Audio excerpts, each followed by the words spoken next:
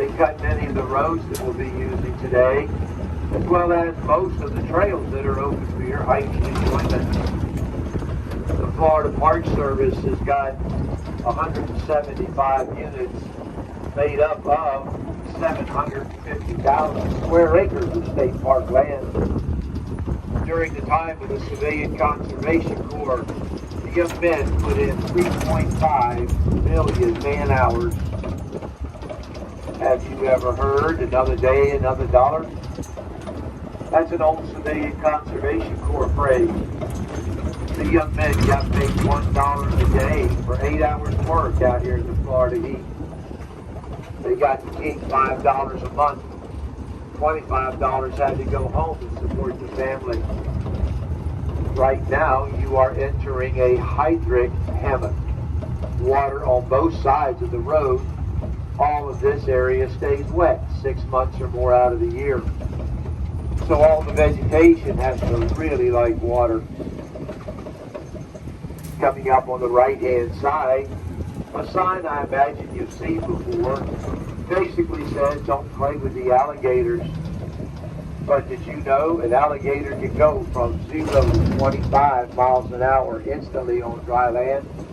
They can jump 2/3 of their body length, and they can swim 20 miles an hour. Highlands Hammock has 11 trails open for your hiking enjoyment. Coming up on the right-hand side is the Big Oak Trail.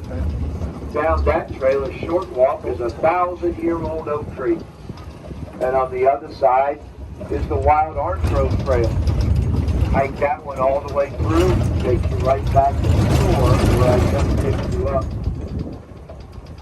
Now earlier I told you that all this area was known as Hooker's Hammock.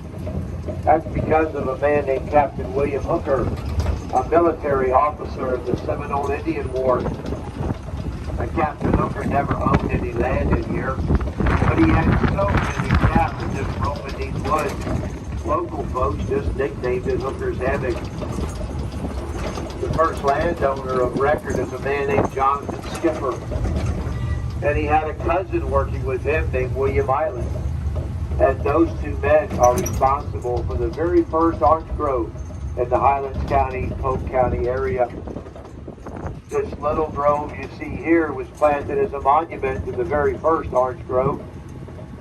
The white bags keep the deer from eating the tender leaves and also help in the prevention of spreading diseases.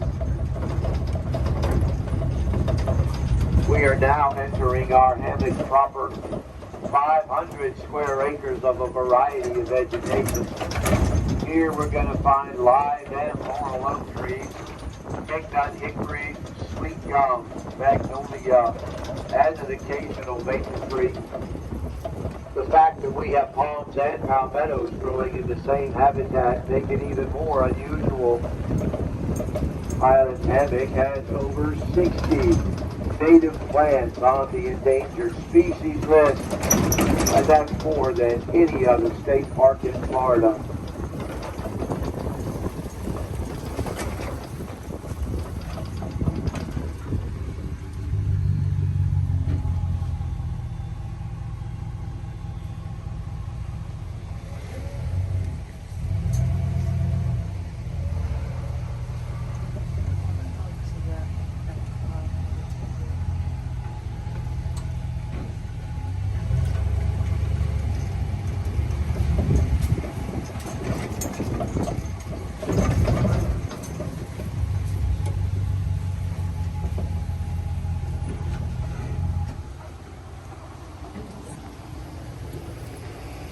How does a hardwood tree rot?